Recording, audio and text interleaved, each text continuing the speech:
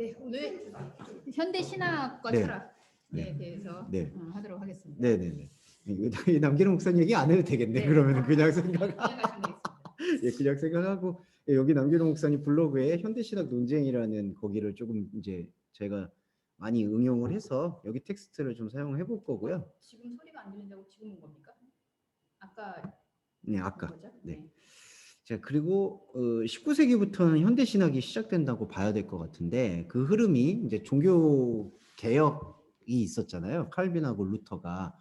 근데 이제 칼빈하고 루터의 종교 개혁이 정말 큰 시작점인 건 맞아요. 그런데 그게 그냥 머무를 수는 없는 거죠. 그러니까 처음에 이제 종교 개혁의 출발점은 교황이나 그 캐톨릭이 갖고 있는 성경을 이렇게 무단으로 독점하는 그 권력으로부터 벗어나자라는 게 그 종교개혁의 취지거든요. 그래서 이제 루터가 라틴어로만 그때 당시엔 성경을 읽었는데 독일어로 최초로 이제 자국의 언어로 번역하는 그 반역 작업, 캐톨릭에서 말하는 거는 반역 작업이라고 하고 루터 쪽에서 우리 프로테스탄트에서 얘기하는 거는 이제 개혁이라고 얘기하는 작업을 시작했는데 그 다음부터 이제 그 해석하기 이제 중요하게 된 거예요. 그러니까 성경을 이제 자유롭게 읽기 시작했어요. 그런데 너무 말이 안 되는 것들도 많고 이게 앞뒤가 좀 안 맞는 것도 많기 때문에 거기에 대한 연구가 이제 본격적으로 일어난 게 18세기, 19세기다라고 얘기를 하면서 처음으로 등장하는 게 바로 요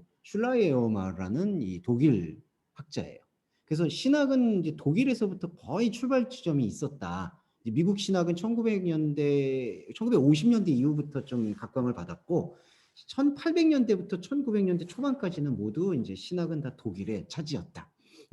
꼭 뭐 독일이라고 얘기할 수는 없겠지만 독일, 덴마크, 뭐 스위스, 칼뱅은 스위스였으니까요. 예, 이 정도의 흐름이 있는데. 근데 그럴 수밖에 없는 이유가 있지 않나요? 네. 왜냐하면 개신교의 시작을 네. 사실은 뭐 그 이전부터 오지만 마틴 루터 이후에 네. 신학의 개신교 신학의 어떤 흐름은 결국은 네. 독일에서부터 네. 주도하고 그렇게 오는 역사적인 관점이 있었기 때문에 네. 미국보다는 네. 지금은 우리가 미국 신학이 거의 뭐 주류라고 생각하지만 네. 근데 지금도 신학의 어떤 그런 정통성은 독일 쪽으로 차지 않습니까? 독일이 좀 더 압도적이죠. 그리고 이제 성경이 네. 번역된 것도 그렇고 그래서 네. 종교개혁의 그 어떤 역사성과 네. 무관하지 않다라는 네. 생각이 좀 듭니다. 네. 그렇게 보면서 이제 19세기가 이제 현대 신학의 이제 중흥기인데 그 현대 신학이 이제 우리가 얼핏 다 들어보셨겠지만 그 자유주의 신학이라고 해서 되게 비판을 받아요. 그러니까 하나님의 정통성을 되게 무시했다라는 비판을 받는데 거기에 대해서는 조금 상당한 오해가 있다. 예. 왜냐하면은 자유주의 신학이라는 게 물론 뭐 우리의 신앙을 조금 이렇게 훼손시키는 그런 우려도 있었지만은 그 형이상학이라고 해가지고 그냥 신을 그냥 맹목적으로 섬기게 만드는 그런 흐름이 중세 때부터 이어져 내려왔고 종교개혁이 있었다곤 해도 그때까지도 역시 캐톨릭이라는 그런 형이상학적인 신을 그냥 맹목적으로 믿는 그 신비적이고 미신적인 잔재가 남아 있었거든요. 그래서 그런 잔재들을 이제 걷어내는 데 있어서는 현대 신학이 기여한 부분이 분명히 존재한다. 이거는 조금 빠질 수 없는 것 같아요. 근데 흥미로운 사실은 이제 하나님을 더 절대적으로 믿는다 이렇게 생각하잖아요. 근데 사실 인간의 힘을 더 절대적으로 믿는 게 저는 원래 그 보수적인 신앙이었다라는 생각이 좀 들어요. 네. 왜냐면 저는 뭐 맥락적으로 자유주의 신학을 공부한 사람인데 그렇죠. 이제 리와에 대해서 공부하셨으니까. 그래서 이제 저는 네. 처음에 들어가면서 제가 이제 배웠던 교수님들이 네. 대부분 독일 쪽에서 오신 분들이 네. 많이 있었어요. 그래서 저도 그냥 뭐 거기서 공부한다 그러면 자유주의 신학 아니야? 뭐 마치 이단하고 굉장히 네. 가까운 것 같은. 네. 근데 사실은 거기서 이제 공부하면서 늘 인간에 대해서 질문하거든요. 그러니까 자유주의 신학에서는 뭐 상황이든 인간의 어떤 인성이든 그러니까 이제 그런 데에서 상담으로 갈 건 상담으로 가고 신학은 신학이고 이걸 계속 구분하는 일들을 사실은 했다라는 생각이 들어요. 예전에는 목사 그러면 모든 걸 총괄하는 거죠. 마음에 대한 것도 인생에 대한 것도 신앙에 대한 것도 뭐 이게 다 하나로 하나님 안에서 이렇게 되는데 그렇죠. 그러다 보니까 이게 인간을 인간으로 대해야 되는 부분까지도 다 하나님으로 다 엮어가지고 끌어안고 있는 그러니까 모든 만사 만물이 다 하나님께로 이렇게 돼 있으니까 오히려 근데 이제 그게 깨진 거는 바로 세계 대전 때문이었던 것 같아요. 예, 그 잘난 독일 신학의 정통성을 가지고 있던 독일이 아니 그 약간 그게 그 전에 그 이 이전에. 계몽주의가 들어오면서 그렇죠. 그게 깨졌죠. 예. 근데 사실은 예. 그 세계 대전이 되면서 세계 대전에서는 완전히 정통주의가 더 들어온 거고. 그게 인간에 대한 절망. 예, 그러니까 인간에 대한 절망이 있었고 예. 그 전에 계몽주의가 있어서 그 계몽주의가 이제 지금 목사님 말씀하신 인간에 대한 성찰을 열었죠. 예, 그러니까 세계대전에 이전하고 이후로 현대신학도 나눠지는데 세계대전 이전에 이제 계몽주의가 들어오면서 그게 지금까지는 그냥 형이상학적이고 신성적으로만 믿고 있었던 것이 인간에 대한 관심으로 이제 이행된 게 바로 계몽주의의 역할이고 그 다음에 이제 오늘 여기 흐름 속에서 세계대전 일어나고 나서 다시 복귀하려는 움직임이 있어요. 신에게로. 그런데 예전에 믿던 중세의 신에게로는 돌아가지 않겠다라는 게 이제 신정통주의라고 얘기하는 신학적인 그 갈래가 이제 나눠지죠.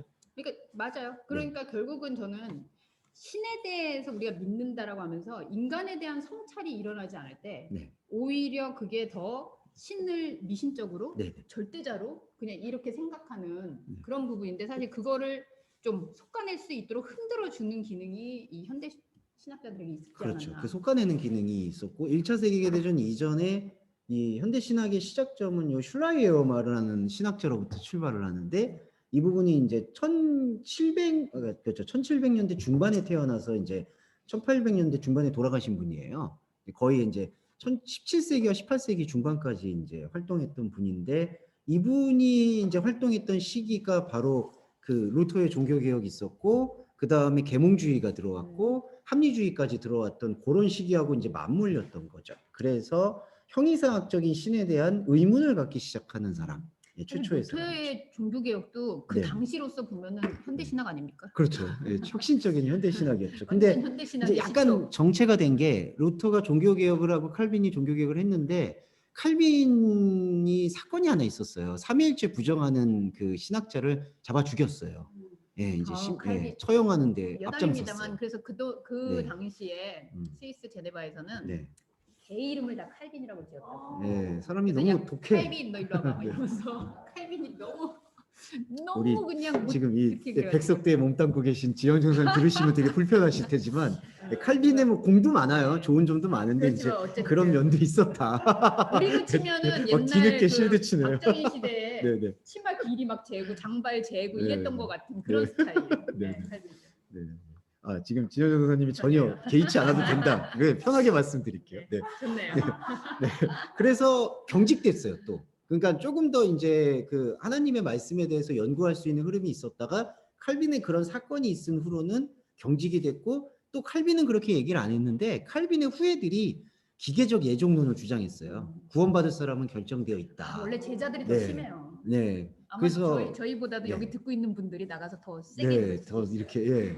그래서 사실 그 되게 문제가 되는 게 우리가 흑인들한테는 복음을 전하긴 전하되 기대하기는 어렵다라는 그런 이 생각들이 지배적이었어요.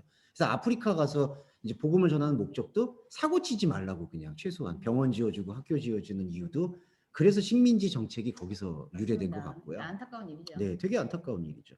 그리고 그때 당시에 아마 동양에서도 캐톨릭 이게 했다가 뭐 학대받고 그랬잖아요. 그래서 이 동양을 되게 미개하고 되게 야만적인 나라라고도 평가하는 그런 예정설이 만연했었죠. 자, 그런 과정에서 다시 이제 합리주의와 낭만주의의 힘을 입었던 이 슐라이어마라는 이 걸출한 신학자. 예, 되게 잘생겼어요. 예, 뭐 잘생기고 현대 신학의 아버지. 예, 음악의 아버지. 예, 막 이게 이런 그 한국 느낌이죠. 개신교에서는 잘 이렇게 각광받지 못하고 있는데 그래도 이 슐라이어마를 놓치고서는 신학을 얘기하지 마라. 뭐 이런 얘기가 안타깝지만 있죠. 저는 네. 제가 목사님보다 신학을 먼저 했나요? 예. 아니지 네. 늦게 들어왔을 수도 있겠다. 근데 음. 신학 처음 들어왔을 때 네. 저는 보수주의 그 신학 대학에 있었는데 네. 이런 분들 얘기할 때 앞에서 딱 붙는 것들이 있어요. 어떻게 그 이다나라고. 이다나. 예. 예, 슐라이어마르가 그 지금은 좀 이다나. 덜한데요. 네. 제가 신학을 했던 네. 때 90년대 네. 그때만 해도 네. 그 정통 보수라고 네. 부르는 그런 신학교에서는 그냥 현대 신학은 그냥 이단의 계보인 네. 것처럼. 그렇죠. 예, 이런 이단이다. 생각들이 더 많았죠. 예, 그랬었죠. 그런데 독일에서는 상황이 달랐던 게 이 베를린 대학에서도 많이 가르치셨는데 헤겔하고 되게 라이벌이었어요. 헤겔이란 철학자하고. 그랬는데 이 슐라이어 명성이 어땠냐면 베를린 대학이 슐라이어 마르가 이제 교편을 잡은 지 20년 만에 거의 10배 성장을 했다. 학생 수가. 예, 독일은 그렇게 학생 수가 늘어나기는 쉽지 않거든요. 근데 무조건 찾아간 거예요. 슐라이어 마을을 듣겠다.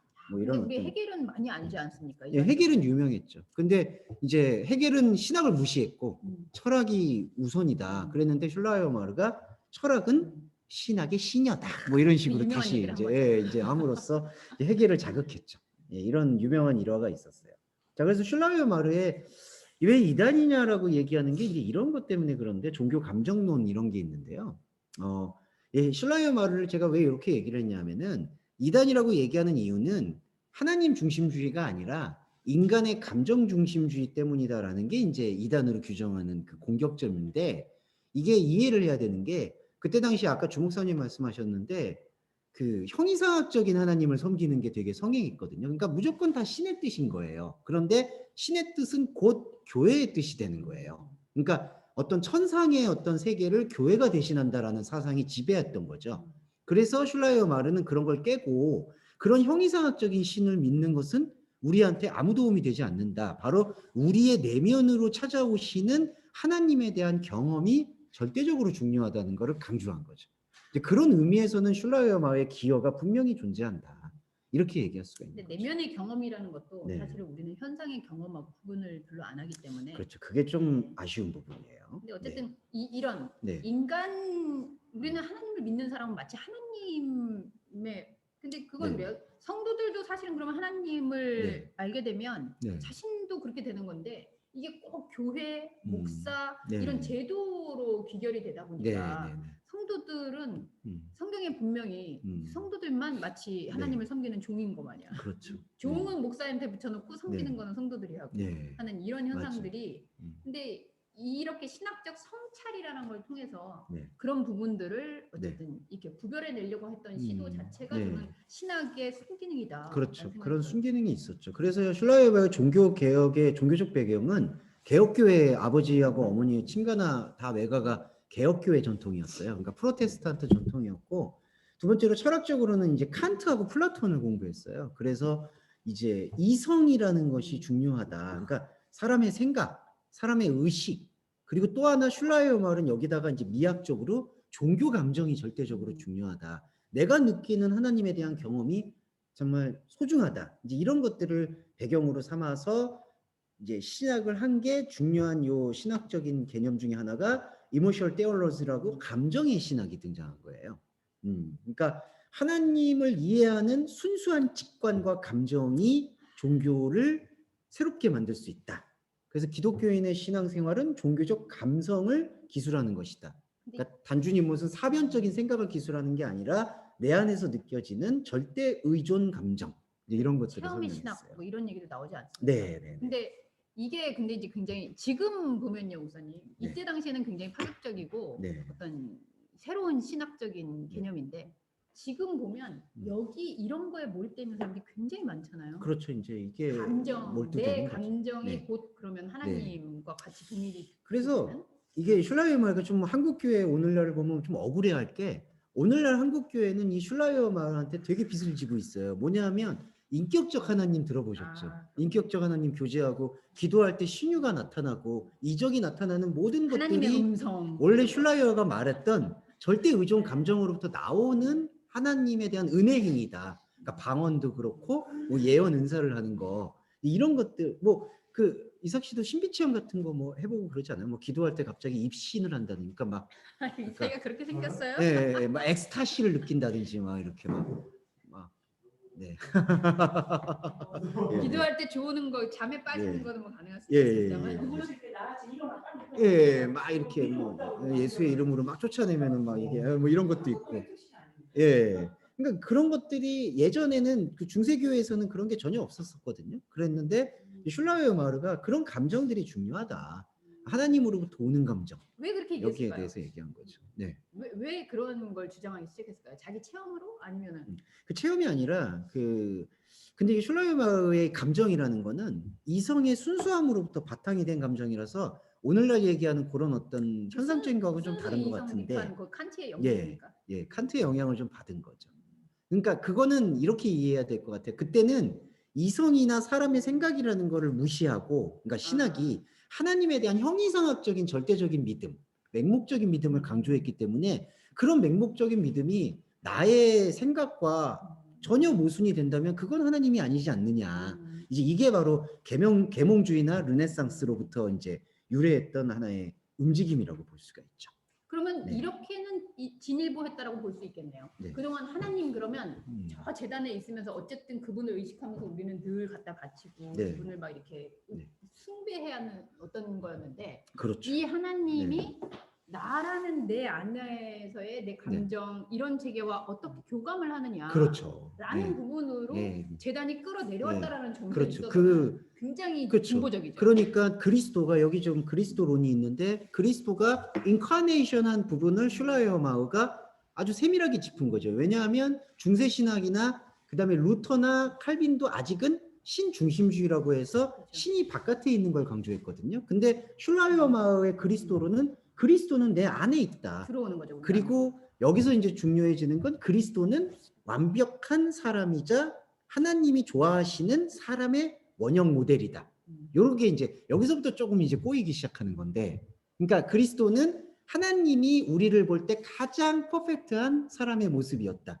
그래서 이제 신인 동일, 그렇죠. 이제 하나님과 어떤 그 우리가 삼일체성을 얘기하는 데 있어서는 이제 부정하기 시작하는 거죠. 꼬이는 게 알겠죠. 네, 여기서 이제 좀 꼬이죠. 거기서 이제 약간 슐라이어마우가 하나 더 나아간 거는 이제 그 동정녀 탄생 같은 거는 신화다.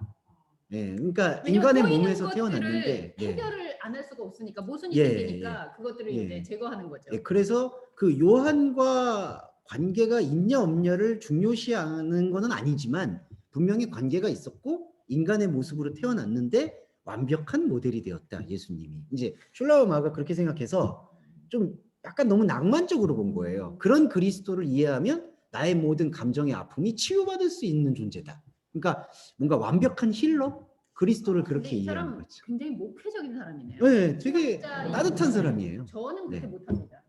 저는 이렇게 따뜻한 말만 해가지고. 네, 되게 따뜻한 사람이죠. 이렇게 죄송합니다. 저는 그렇게 하기는 좀 어려울 것 같습니다. 그리고 이제 그리고 이 속죄론도 약간 달라요. 속죄론은 당시에는 속죄론이 두 개가 있었어요. 하나님의 만족설이고 하나님의 지불설이 있어요. 그게 뭐냐 하면 속죄가 인간이 죄를 지었기 때문에 하나님께서 그리스도를 보내셔서 이제 배상을 했다. 그러니까 그리스도를 죄값을 지불하게 되는 제물로 바쳤다. 우리 그거 이제 말하잖아요. 희생제사, sacrifice. 그랬고 또 하나는 하나님의 의를 만족시키기 위해서 하나님 아들을 희생시켰다. 그게 만족설이에요. 하나님의 의를 완전하기 위해서. 그다음에 대속설은 인간이 죄를 지었기 때문에 자기 아들을 보내서 죄값을 대신 지불하고 인간을 구원했다. 그게 이제 대속설. 그다음에 만족설. 근데 슐라이어마르는 그걸 다 부정하고 그리스도는 완벽한 하나님의 의식을 이렇게 개화시켰다. 예. 그러니까 우리 안에 하나님의 잠재워졌던 잠재력을 폭발시켰다. 그 첫 번째 개척자 프론티어가 그리스도다. 이렇게 표현한 거예요. 네. 그러면 어쨌든 그리스도는 사람이네요. 예, 완벽한 사람인 거죠. 이제 완전한 사람의 모델. 예, 그래서 완전한 하나님을 향한 절대 의존의 감정을 이렇게 표현할 수 있는 그 완벽한 표현의 그 모본을 보여준 게 바로 그리스도다. 이렇게 보는 거고요. 우리가 지금 알고 있는 어쨌든 우리는 그리스도 예수 이런 거에서 좀 차이가 있잖아요. 근데 사람들이 어떻게 그 중세에 아주 우상과 같은 그런 하나님에서 지금 우리가 이해하고 있는 예수 그리스도의 세계까지 이어져 왔는지 그 과정도 사실 저나 목사님도 이런 흐름 속에서 결국은 더 그것들을 발견해 나가면서 여기까지 오는 거거든요. 그러니까 그 흐름을 이해하시면 될 것 같아요. 그 흐름을 이해하면서 슐라우마가 왜 요 주장을 했는지도 좀 이해해 볼 필요가 있는 게 그때 당시는 그리스도를 삼위일체성으로 인간을 주장하는 게 아니라 완벽한 신을 주장하는 게 대세였어요. 그러니까 그리스도는 마치 가연설처럼 진짜 그냥 그림자처럼 왔다가 갔다. 그가 이렇게 불결한 인간일 수가 없다. 그 주장이 워낙 강했던 거죠. 그러니까 너무 기계적이고 무서운 거예요. 이 아버지 하나님이라든지 그리스도가. 그래서 슐라이어마르는 거기에 대한 철저한 반대 개념을 교리로 내세우다 보니까 그는 철저한 인간일 수밖에 없다라는 게 강조가 됐다. 그러니까 그 흐름은 좀 이해할 필요가 있다는 거죠. 네. 이렇게 되면 마치 사실은 해결이 등장할 수밖에 없겠죠. 네, 그렇죠. 하나님이라는 그런 신, 네, 완전한 신에서 이제 완전한 인간. 네. 그러면 이제 정반하고 이제 네. 합의 지점으로 그렇죠. 이제 점점 네. 뭔가 이론들이 생기겠죠. 예, 그리고 슐라이어 마을 중에 또 하나 조금 주의 깊게 유의하게 좀 봐야 되는 게 바로 죄론인데, 이게 그 중세적 죄론하고 이게 차이가 큰 게 하나님은 죄 의식을 통해서 우리의 새로운 생명을 잉태한다라는 주장이 슐라이어 마을 주장이에요. 이때까지는 하나님은 죄를 창조한 게 아니고 인간의 불순종이 죄를 창조했다라는 주장이 압도적이었는데 슐라이어 마을은 그게 아니라 죄 의식이라는 게 필요하다. 그러니까 우리한테 어떤 범죄의 죄의식이 아니라 내가 지금 육신을 갖고 있어서 이렇게 하나님의 생각에 대해서 등한히 여기고 있구나라는 거를 깨우쳐주는 도구로서 죄의식이 하나님께서 우리한테 불어넣어 주신 선물이다.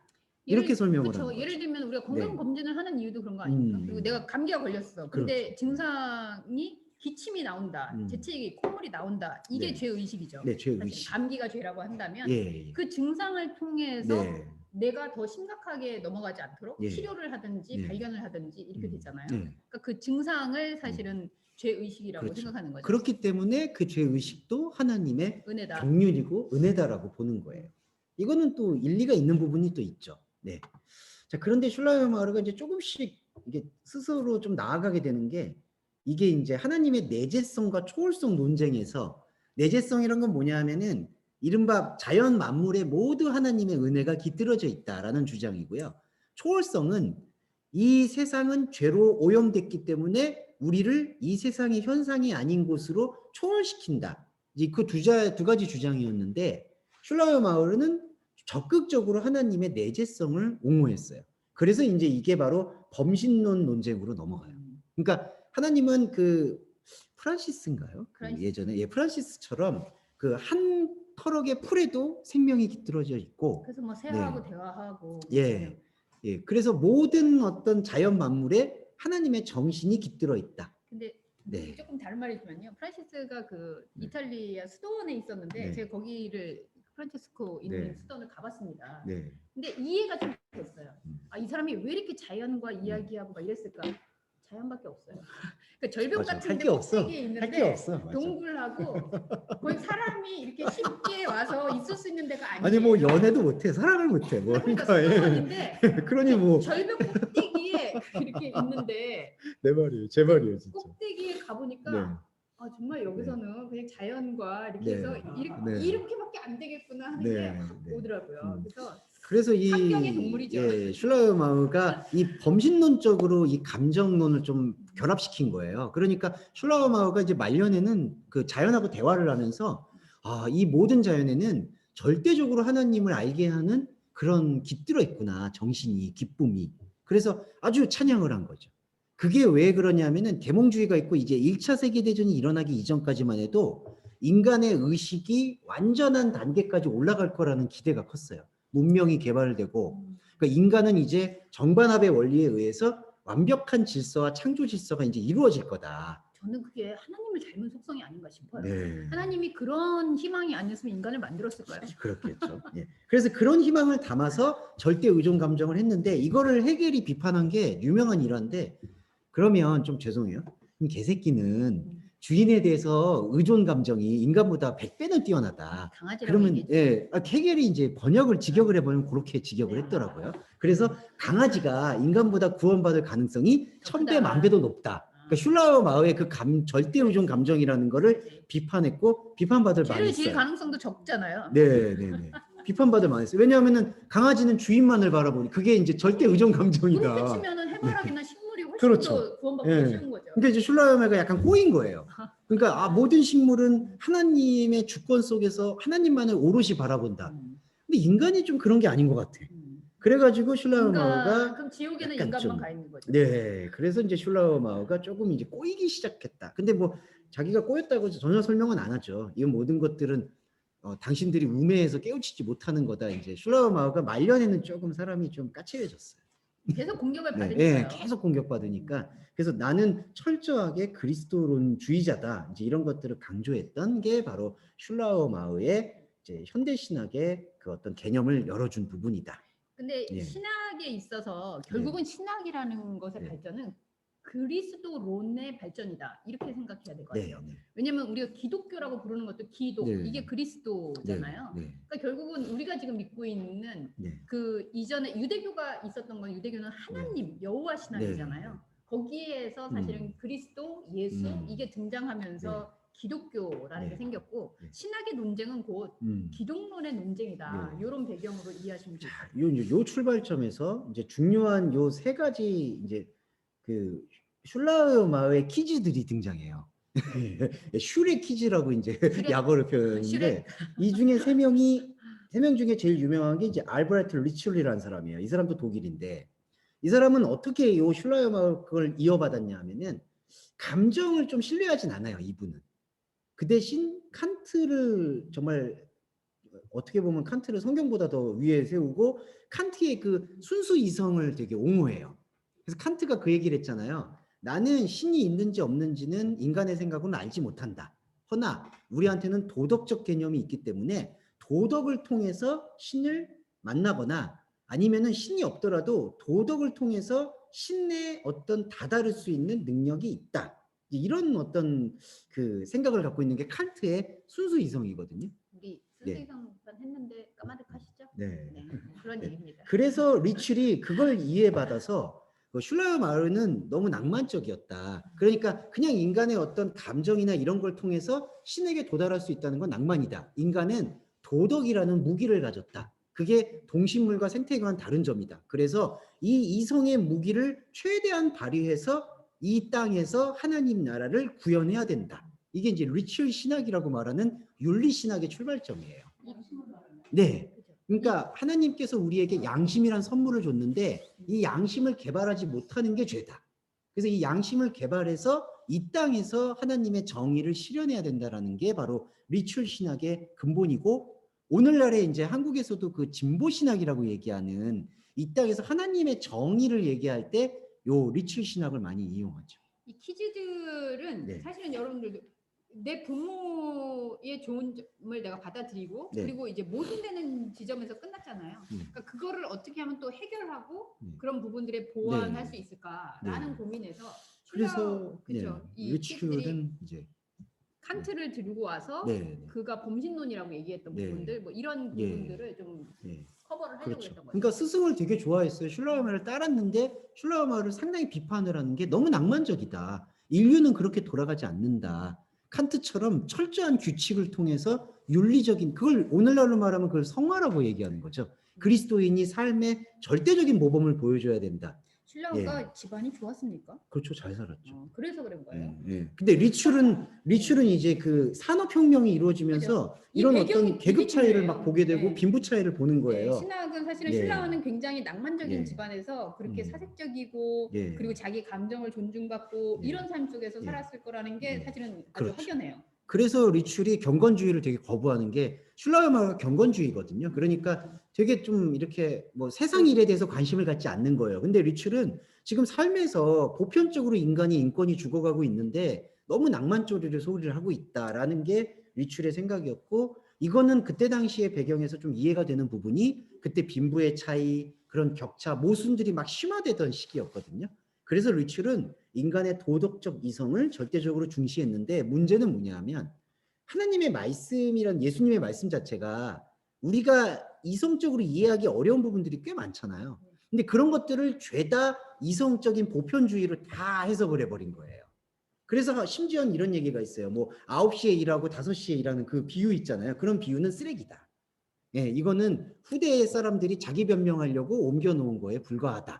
그러니까 이제 이렇게 비판하는 거죠. 그 그러니까 앞뒤가 안 맞는 거에 맞아요. 대해서는 리출이 다 이제 해석을 안 하는 거예요. 그러니까 이거를 무조건 네. 성경을 그런 부분에서 뭐 믿지 않는다, 믿는다 뭐 이렇게 네. 했는데 저도 뭐 학교 그 대학원 시절에 맨날 이것 때문에 학생들이 싸우는 거예요, 교수님들하고. 네. 그럼 뭐 이거는 믿는 겁니까? 저건 안 네. 믿는 겁니까? 막 이러는데 처음에 출발했던 그 선을 우리가 놓치고 가면 안 될 것 같아요. 처음에 너무나 신화화되어 있는 하나님. 네. 그 신화되어 있는 하나님과 우리가 너무 관계성 없이 맹신하고 있는 예, 상태에서 맹목적으로 매달려 이 있었다. 부분을 어쨌든 우리 안으로 끌어오려는 노력이잖아요. 네. 그래서 신라가 어쨌든 그걸 감정. 우리 내면의 안으로 예. 끌고 들어왔고 리출은 그런데 이성. 예. 그러면서도 사실 거기에서 인간이라는 이 복잡계 속에서 음. 모순들이 일어나고 있고 네. 그 부분에서 음. 어떻게 하면 하나님과 관계를 맺고자 하는 차원에서의 이 신화적인 요소들을 자른 거지 아 이건 하나님이 아니야 라고 해버리면 신학이 아니지 않습니까? 그렇죠. 예. 그러니까 그래서 그걸 잘라낸 하나님과의 이유들을 좀 우리가 봐야 될 것 관계를 같아요. 원활하게 하기 위한 방법 중에 선택한 게 이제 리출이 윤리적 신학이었고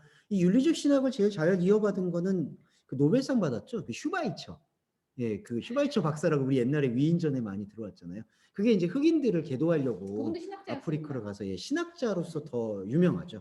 근데 예. 사실 그 왜 아프리카를 갔는지 알면 굉장히 예, 그거는 마음이 좀 아프죠. 예, 가슴 아프지만 그건 넘어가기로. 아, 그게 이제 흑인들은 구원을 못 받을 거라는 전제가 있어요. 그랬는데 흑인들이 말썽을 피우면 안 되니까 가서 그들을 저지하는 가서 거죠. 최소한의 어떤 삶의 그냥 기본소득 요즘처럼 그걸 보장해 주자. 그러면은 조용해질 거다. 지뢰를 막으러 네. 간 거죠, 자기가. 네, 뭐 그런 지뢰가 논리였었어요. 않도록. 네, 좀 아쉬움이 있죠. 그래서 그 높은 윤리성. 그래서 우월성. 휴머니즘이라는 거에 함정이 사실은 네. 그런 부분들이 있을 수 있다라는. 자, 그래서 리출 신학은 슐라이마어의 감정적인 부분을 반대하고 이성을 조금 높여서 이성을 통해서 나타나는 걸 강조했고, 그 다음에 이제 중요한 논쟁 중에 이 스트라우스라는 사람이 있는데, 이거는 한국에서도 좀 많이 알려져 있어요. 스트라우스 이분인데, 혼자만 아시는 것 같아요. 아, 스트라우스가 예, 뭐 저만 좋아했나? 하여튼 저는 예. 요한 스트라우스는 압니다. 네네. 이분은 데이빗 네, 스트라우스예요. 데이비드. 스트라우스 기억해 주세요. 잘생겼어요, 이분도. 네. 아니 아, 그래요? 아, 그 본인의 사진들이 그랬어요. 잘생겼다는 기준은 뭡니까? 네, 전 현대 신학자들이 이 자유주의 신학자들은 좀 잘생긴 편인 것 같아요. 네. 이 스트라우스는 이분이 어떤 걸 저술했느냐 이제 딴 건 다 빼고 요거 말씀드릴게요. 예수전이라는 책을 썼어요. 예수전. 춘향전도 아니고 네, 예수전. 홍길동전. 근데 이 예수전이라는 책이 왜 센세이션을 했느냐? 바로 예수님의 생애를 담은 복음서에 대해서 이제 역사 비평적인 연구를 했다. 그러니까 히스토리카 크리티카를 도입을 한 게 스트라우스예요. 그래서 이게 여러분 아시겠지만 유명하게 미국으로 넘어가면 미국에서 예수 세미나라는 이삭 씨 나중에 한번 아버님한테 물어보시면 아실 것 같은데 예수 세미나라는 모임이 있어요. 미국에 신학자들의 모임인데 거기서 이제 예수의 생애라는 거를 철저히 그 신앙적인 관계가 아니라 역사 비평적인 관점으로 이제 분석하고 추론하는 그런 모임이 있거든요. 이 스트라우스로부터 그게 출발한 거라고 보시면 될 것 같아요. 과연 그때 당시 사람들이 이제 이런 거죠. 예수님이 돌아가셨잖아요. 그래서 예수의 생애를 지금 복음서를 정해놨는데 이 스트라우스가 주장하는 역사 비평적인 거는 정말 그러면은 그냥 인간적으로 팩트만 기록했겠냐. 그게 아니라 그 사람들이 예수를 신앙의 대상으로 삼고 신화적으로 이렇게 윤색한 것, 각색한 것들이 있지 않겠느냐. 그 각색한 부분들을 다 빼보자라는 게 바로 스트라우스의 예수전의 그 의미였었어요. 예. 한국에서는요, 이제 역사적으로 신학의 김재준 박사라고 그 장공 김재준 박사, 강원용 목사 뭐 이런 분들이 이제 이거를 조금 인용하고 일본에서는 이 연구가 되게 상당히 잘 돼 있어요. 예수 연구라고 해서. 네. 네. 그러면 이제 대표적인 예들은 이런 거예요. 예수님이 무리를 걸었다라는 거는 프로파간다다. 그러니까 후대의 사람들이 높이려고 하다. 그리고 대표적인 논쟁 중에 하나가 이제 부활 논쟁. 그 부활이라는 거는 그때 당시에 이방 종교들이 신봉하던 이론이었다. 부활이라는 게. 부두교처럼 마치. 그렇기 때문에 그거는 후대의 예수 종교라는 신흥 종교를 이렇게 좀 뭔가 신화하려는 사람들의 창작이다. 이런 게 바로 예수전의 주제였던 근데 거예요. 되게 흥미로운 사실은 그러니까 보통 예수라는 존재에서 탄생부터 죽음, 부활까지 기독교인들이 생각하는 거는 이 탄생, 보시면 알겠지만 탄생, 순환, 부활, 승천 이게 기독교의 그 가장 큰 축제의 절기하고 맞물려 있어요.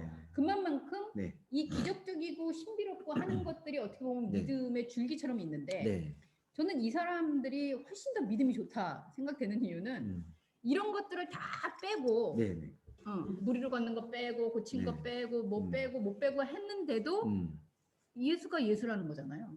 예. 그럼 훨씬 더 믿음이 좋은 거 아니에요? 근데 이제 그때 예수가 예수라는 게 이제 조금 달라지는 게 있죠. 그렇죠. 그러니까 이게 계시적 차원에서의 예수를 받아들인다기보다는 한 인간의 어떤 모본으로 이 슐라이마의 출발점이 그렇죠. 그 퀴즈이기 때문에 가장 인간의 모범된 그러니까 조금 비유가 적절할지 모르지만 우리 옛날에 그 한국에서 이제 운동했던 뭐 그 백규환 선생님이라든지 전태일 열사 같은 게 바로 예수의 정신의 대현이다. 현현이다. 이렇게 보는 거죠, 한마디로. 예. 우찌무라 간조 뭐 이런 예, 사람들 우치무라 간조 같은 분이 이제 그런 거죠. 그러니까 신화적인 것들은 후대 그래서 이 스트라우스 같은 경우에는 바울을 제일 싫어해요. 바울이 예수를 신화 만들었다. 예, 그렇기 때문에 그걸 다 걷어내고 나면 예수라는 가장 인간적인 휴머니티의 민낯이 드러날 거다. 그게 바로 예수전의 어떤 본질이었고, 근데 이것도 하나의 기여점은 뭐냐 하면은 그걸 해석하는 데 있어서 우리한테 좋은 대화의 그 장을 열어준 건 사실이에요. 왜냐하면 우리가 사실은 상징적인 해석을 도입할 부분들이 상당히 많거든요. 그러니까 뭐냐, 이 산을 들어서 저 바다로 옮기려 해도 될 것이다. 이게 과연 어떤 의미를 갖고 있는지 사실 그전에는 그게 의미에 대해서는 해석을 전혀 안 하는 거예요. 그냥 진짜로 산 전능하신 옮겨서, 하나님. 네. 막 이러는 거죠. 그리고 무리를 걸었다는 것도 기적을 일으키는 어떤 올마이티 메시아 우리도 이제 이런 걷게 거에 해주옵소서, 막 이러면서. 집중했던 건데 스트라우스의 이런 책들의 유익은 그런 의미들이 과연 왜 그런 퍼포먼스를 예수님이 하셨을까? 왜 5천 명을 먹이셨을까 하는 질문의 거리들을 던진 거에 있어서는 유의미하지만 조금 이제 계시적 측면을 많이 놓치는 부분들은 있는 거죠. 예. 그래서 이 리치를 다음에 요것만 말씀드리고 스트라우스 다음에 트릴치라는 이 유명한 사람이 나오는데 이분도 유명한 게 이 감신대에서는 이 트릴치가 되게 핫한 지금도 핫해요. 뭐냐? 이분이 예. 에렌스 트릴치. 예, 이분은 못생겼어요. 근데 이분은 왜 제가 못생겼냐고 하면은 이분은 다원주의자로 넘어간 거예요. 자, 슐라우마우의 종교 기독교가 아닌 감정을 거죠, 이제. 예, 종교 감정을 선을 자기가 넘었어. 이제 한번 그 여행을 갔었대요. 인도하고. 근데 그 바라나시를 보니까 여기도 예수야. 여기도 거기도 예수가 있어. 있구나. 석가모니가 예. 예수였어. 그래서 힌두교의 모든 신들이 예수였구나. 뭐 선을 이런 넘는 깨달음을 얻은 녀석들이네. 거예요. 예. 그래서 이 트리치는 뭐라고 했냐면은 기독교는 약간의 우월성이 있을 수는 있는데 모든 종교 안에는 그 아까 슐라이어가 말했던 절대 의존 감정이 남아 있다. 그 우월성은 뭡니까? 그 약간 이제 교리적인 어떤 시스템이 잘 갖춰져 있다. 근데 나중에 서양은 트리치가 그것마저도 버려요. 그래서 나중에는 아예 나는 신을 버렸다. 그래서 이제 이게 또 신 죽음의 신학 그걸로 또 넘어가는데, 네, 그래서 나중에 이런 표현들을 해요. 트리치가 나는 불교와 힌두교가 참으로 인도적이며 영적인 종교라고 아니할 수 없다. 뭐 이런 것들을 얘기하는 거죠. 저는 그런 점에서 뭐 네. 바울 한번 칭찬하고 넘어가자면 네, 네, 이제 이렇게 슐러 퀴즈들이 네, 바울은 사실은 하나님 유태인이 가지고 있었던 모세 오경부터 시작해서 처음 태초에 거기서부터 끌어당겨서 자기의 신학을 계속 이제 발전시켜 나가잖아요. 근데 어떤 면에서는 막 이렇게 신학이 발전하다 보면 처음이 뭐였지?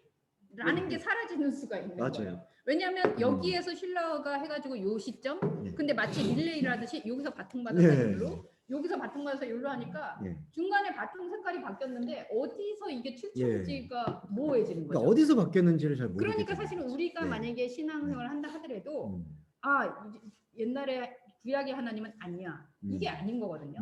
사실은 여기에서부터 이렇게 오고 또 이렇게 오고 또 이렇게 오고 네. 그래서 우리가 신앙의 어떤 세계가 넓어진다는 네. 거는 네. 창세로부터 시작한 거기에서 계속 네. 확장돼서 연결하고 이렇게 그렇죠. 돼야 되는데 근데 여기서 네. 온 거에서 여기서 출발 그리고 여기서 출발 네, 그죠? 단절되는 커팅되는 거죠. 거죠. 그러니까 네. 나중에 가보니까 없어 하나님이. 그러니까 그런 꼴이 되는 거죠. 근데 저희가 왜 요 슐라이어 퀴즈까지를 공부를 해야 되냐 인식하는 게 뭐냐면 잘못되어가는 현상들도 분석을 해야 되겠지만은 이게 또 반발작용이 뭐냐면 그렇기 때문에 현대 신학은 완전히 이단적이야. 그러니까 다시 중세로 돌아가는 경향이 있는 거죠. 그건 아닌 거죠. 하나님의 절대무한 말씀으로 돌아가야 돼. 근데 거기 갔었을 때의 그 현상이 뭐였느냐? 신을 섬긴다고 하지만 신을 섬기는 게 아니라 오히려 더 강한 샤머니즘이 자리 잡고 있었던 거죠. 그러니까 이게 문제가 뭐냐면 이런 거는 보지도 말고 듣지도 말아야 돼 그렇죠. 하다 그게 보면은 컸었죠. 하나님과의 대화나 관계성에 대해서는 경홀히 여길 수밖에 없는 거죠. 그리고 이율배반적인 게 사실 오늘날 한국 교회에서도 슐라우마가 했던 그 종교 감정을 다 사용을 하거든요. 쓰죠. 다 쓰죠. 근데 내가 하면 지위, 로맨스고 뭐니, 막 이렇게. 슐라우마가 하면 이단인 거야. 어. 내가 하면 정통이고 이 사람들이 하면은 이거는 이단의 괴수들이다라고 얘기하는 그 모수는 봉합이 안 되는 왜냐면 거지. 그 자식을 낳았더니 근데 그렇게 치면은 죄송하지만 우리나라 유명한 그 아버님 목사님들 자식들이 이렇게 네. 엉터리면은 아버님도 안 돼야 되는 거 아닙니까? 그렇죠, 이게. 그렇게 되면 사무엘도 사실 자식들이 개차반이었는데 네. 근데 그런 그러니까 처음에 네. 그 중심성에서 하나님이란 네. 것들을 네. 인간이 어떻게 사유하고 어떻게 계속해서 발전해 나갔는가 그리고 네. 거기서 어떤 오류가 나올 수 있는가 네. 이거 자체 전체를 보는 게 네. 우리가 현대 신학을 보는 그렇죠. 관점이 네. 그걸 파악하는 게 중요할 것 같아요. 근데 트렌치 신학은 사실 한국 신학에서는 조금 많이 진보적인 관점에서는 상당히 많이 유의미하게 지금 얘기를 하고 있고 이게 미국에서 예수 세미나로 넘어가면서 계속해서 예수의 인성에 대한 부분 그리고 어떤 분들은 이제 심지어 예수가 존재하지 않았던 뭐 이런 어떤 신비적인 인물이었다. 그러니까 그냥 왜냐하면 예수라는 이름이 영이초수처럼 흔했기 때문에 그때 이스라엘 나중에 민중신학도 좀 배우시겠지만 이스라엘 민중들을 대표하는 정신이었다. 이렇게 얘기하시는 분도 있어요. 예수라는 게 딱히 존재한 게 아니었고 그런 모든 사람들 안에서 정의감, 뭐 하나님에 대한 이성 이런 것들이 예수다. 이렇게 얘기하는 주장도 이제 존재하죠. 그게 네. 그죠 뭐였죠 우리 네. 98년생 무슨 네. 무슨 김지영 네. 그런 82년생 김지. 82년생 김지영 그러면 그 시대에 그렇게 예. 작품을 가지고 있는 여성들의 예. 성생 이런 예, 것처럼 그렇죠. 이제 예수 그런 그러면 정신이 그 예수다. 당시에 예. 그렇게 해서 이렇게 된 예. 사람들 네. 이런 식으로 자, 이게 이제 또 한편으로 흐르고 있는 관종인데 여기서 완전히 괴물 같은 사람이 나와요. 이 괴물 같은 사람이라고 표현드려서 죄송한데 요거 좀 이제 요 반대편을 좀 묵상을 좀 해볼게요. 아니 못생겼고 외톨이에요. 키에르케고르라는 사람인데. 키에르케고르 예, 멋있지 않습니까? 키에르케고르. 난 개인적으로 그렇게 좀 예. 날카로운 사람들을 좀 좋아하는 이 사람하고 쇼펜하우어가 두 명이 있는데 이 사람들이 정말 못생겼어요. 죄송합니다. 아니 그왜 못생겼다 그러지? 죄송합니다. 취향이 좀 다르시네. 그리고 막 이렇게 병약하고 되게 까칠하고 바울 같은 사람이라고 아니할 수 없죠. 근데 덴마크에서 제일 외로운 사상가로 알려져 있어요. 이게 왜 죽음에 그러냐면 이르는 병. 예, 당시에 덴마크는 이제 이른바 이제 잘생겼어요. 잘생겼죠. 응. 죄송해요. 제가 본인 역시 취향이 아닌 거죠. 죄송합니다. 네. 네. 키에르케고르. 나중에 한번 거예요? 각자 찾아보시면 좋을 것 같아요. 자, 여러분 이거 하여튼 이미지가 좀 왜소하다 이런 걸 이제 염두에 두시고 당시 덴마크 상황이요. 덴마크가 정말 이 자존감이 높아졌던 시기가 정치적으로도 정부나 행정부가 다 기독교 문화가 이제 완전히 지배했어요. 그러니까 목사들이 이제는 하나의 공무원이었던 거죠. 독일도 마찬가지잖아요. 공무원이죠. 네. 네. 그러니까 월급 기독교 받습니다. 국가가 된 종교세요. 거예요. 예. 그러니까 네덜란드처럼 덴마크가 기독교 국가가 된 거예요. 그래서 사람들이 야 이제 하나님께 우리는 영광 돌릴 수 있게 되었다. 우리 문명과 이성이 이 정도로 올라왔다라고 하는데 거기에 키에르케고르가 찬물을 끼얹었어요. 예, 그거는 그런 기독교는 기독교가 아니다. 예, 이거는 기독교라고 말할 수가 없다. 왜냐하면 이 죽음에 이르는 그 병의 실존성을 이해하지 못하기 때문에 이게 뭐냐면 키에르케고르가 이 딱 그 정의를 내는 게 3단계인데요. 요것만 말씀드릴게요. 실존을 얘기하면서 첫 단계는 미적 실존. 이게 바로 슐라이어마의 단계예요. 감각적으로 감정. 삶의 목적을 느껴요. 향락. 그러면서 이제 행복을 추구해요. 그러면서 두 번째로 윤리적 실존을 나가요. 행복을 추구하려고 하는데 내가 행복하니까 또 다른 사람들이 좀 불행해져요. 내가 그래서 돈이 많아지니까 제가 가난해. 예, 그런 어떤 윤리적인 실존을 같이 조화를 이루어보자라고 이게 움직이는 게 두 번째 실존. 근데 세 번째 실존에서 종교적 실존이 나오는데 여기서 극단적 모순을 경험하게 돼요. 그러니까 나는 미적인 실존도 느끼고 윤리적인 실존을 미쳐서 잘 살아보려고 하는데 절망을 느낀다는 거죠. 그러니까 인간이 어떤 삶의 모든 단계에서도 철저한 모순을 경험할 수밖에 없다. 인간은 죽지 않고서는 이 모순에서 벗어날 수 없다라고 얘기하는 게 바로 죽음에 이르는 병이라는 거고 키에르케고르는 이걸 부정적으로 본 게 아니라 이 역설을 이해해야지만이 종교적 실존인 하나님의 세계로 나아갈 수 있다. 인간과 신이 하나님이 영원한 질적 차이를 가졌다라는 그 절망을 바닥까지 느껴야지만 비로소 바울과 같은 신앙 고백이 가능한 거 아니냐. 그래서 이게 바로 패러독스 개념이에요. 예. 그러니까 인간은 어떤 면에서는 선함을 추구하지만 절대적으로 그 선함에 도달할 수 없다라는 사실을 계속해서 받아들이는. 그러니까 자 해겔의 변증법은 인간의 선의지가 있으면 선의지의 또 다른 상대 부분의 선이 결합이 돼서 더 큰 선으로 나아가는 게 정반합 원리거든요. 그러니까 이제 긍정적인 포지티브한 관계인데 키에르케고르는 그게 아니라 인간이 선을 추구하려고 할 때 선을 추구할 수 없는 절대적 절망이 그러니까 반에 반이 붙어서 또 다른 반이 나온다는 개념이에요. 네. 그래서 이게 바로 그 키에르케고르가 말하는 역설의 그리스도. 그러니까 예수의 십자가를 생각하면 생각할수록 인간은 도저히 그 높은 하나님의 세계를 도달할 수 없다. 그래서 오직 은총만이 우리를 구원할 수 있다라는 개념이었죠. 뭐 아시겠지만 이것도 지금 기독교에 아주 보편적으로 가지고 있는 신앙의 성격들이에요. 그러니까 사실 우리가 지금 뭐 보수 신학이다라고 네. 얘기하는 것도 네. 뭐 예전부터 가지고 있던 초대교회 때 신앙이다 뭐 이렇게 네. 얘기하지만 네. 사실은 인간의 이성들이 이 세계 속에서 계속 다양화되고 발전되어 오면서 사실은 그런 부분들이 지금 현대 신학들이 우리한테 굉장히 보편적으로 네. 많이 들어와 있는 거죠. 네. 그래서 뭐 우리나라 교회의 대부분 장로교냐 뭐냐 상관없이 이런 사상들이 조합돼 가지고 많이 영향을 끼치고 있다는 네. 거죠. 그래서 키에르케고르는 상당히 시니컬한 게 뭐냐면 과연 인간 그 리출이나 아까 슐라의 말처럼 그 도덕 윤리적인 그 이성에 기대어서 하나님의 나라를 구현할 수 있다고 보느냐? 절대 그게 어렵다. 인간은 끊임없이 만약에 우리 공동체가 윤리적이 되면 저 공동체가 비윤리적으로 될 수밖에 없는 그런 상대적인 모순에 부딪힐 수밖에 없다는 거예요. 대표적인 예가 식민지 정책이었거든요. 왜냐하면 덴마크도 또 나섰잖아요. 유럽이 또 이제 프랑스나 이쪽 나라들이 막 영국이 식민지 정책이 나서니까 그러니까 그게 과연 정상적인 윤리냐. 그 슈바이처 이론 같은 걸 신랄하게 비판한 거죠. 그 사람들한테 그냥 먹을 것만 갖다 주고 삶답게 그러면 그 사람들은 존엄하지 않은 거냐. 이 모순은 어떻게 할 거냐. 이건 견딜 수가 없는 거다. 그렇기 때문에 키에르케고르가 아주 신랄하게 그 부분을 비판했어요. 근데 이제 안타까운 건 조금 아쉬운 건 대안이 모호하다. 근데 사실 그게 왜 비판일 수도 있겠지만 성경 말씀이 갖고 있는 조금 더 특성이기도 하거든요. 그럼 어떻게 하라는 거냐라는 거에 대해서 성경이 딱히 답을 주지 않는 게 있기 때문에 그래서 키에르케고르는 일단 잠정적으로 교회는 세상과 싸워야 된다. 이런 걸 주장한 거죠. 네. 그래서 여기 결론 부분에 나오지 않습니까? 대부분의 목사들로부터 분노를 샀다.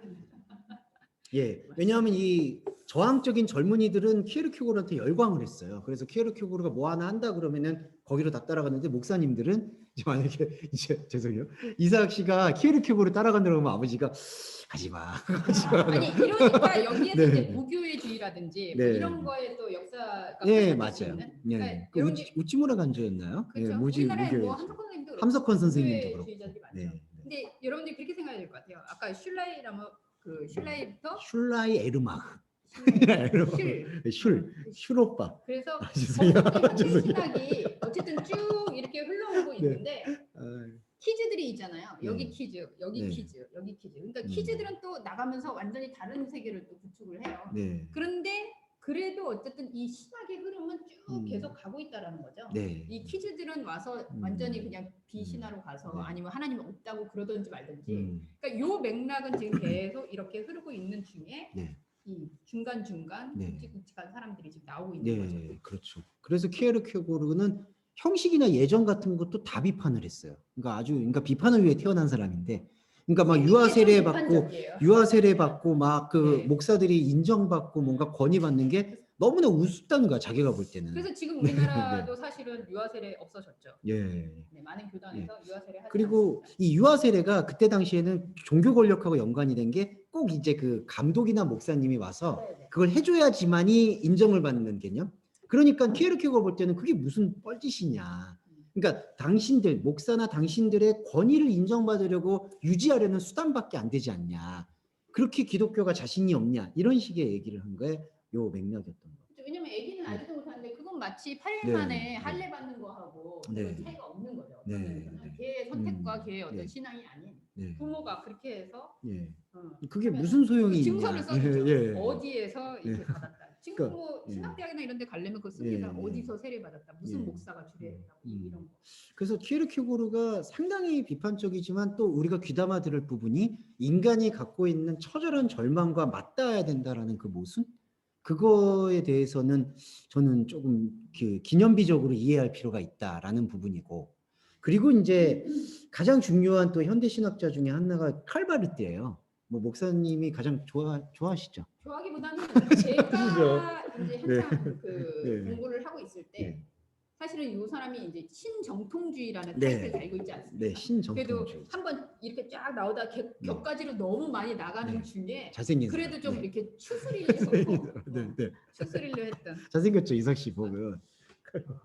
아, 이건 좀 그런가? 근데 네. 칼바르트 사진 중에 되게 이제 상징적이었던 게 잘생겼는데. 이렇게 그 파이프 담배 파이프를 딱 물고 네. 있는 그런 모습이 네, 있어요. 그리고 칼바르스 유명한 그 명언 중에 하나가 한 손에는 성경을, 한 손에는 신문을. 그러니까 신문이에요. 저널과 그 어떤 그 성경. 그러니까 세상에 대한 네. 파악과 네. 이제 그 성경을 같이 네. 동시에 생각하라. 그러니까 네. 이성과 네. 신앙과 이성과 동시에 가야 신학의 된다는 결합. 그런 부분이죠. 예. 그래서 이런 통합적인 지점을 바르스가 좀 제시한 거에 있어서는 상당히 유의미하다. 그러니까 그냥 쉽게 말씀드리면 자유주의 신학이 막 흥왕할 때, 그러니까 슈레 키즈들이 막 나올 때는 1차 세계대전 직전이었거든요. 그때까지만 해도 인류는 이제 문명의 발전을 통해서 완벽한 이상 세계를 구현할 수 있다. 뭐 화이트헤드라는 신학자도 이제 과정 신학이라고 해서 다 좋아진다. 이제 이렇게 얘기를 했어요. 근데 가을바르스가 볼 때에는 좋아지기는 개뿔. 이렇게 문명이 일어나니까 무기가 개발되고 노벨이 그것 때문에 노벨상을 평정된 거잖아요. 그렇죠. 폭탄이 개발되고 그러면서 1차 세계대전이 터진 거예요.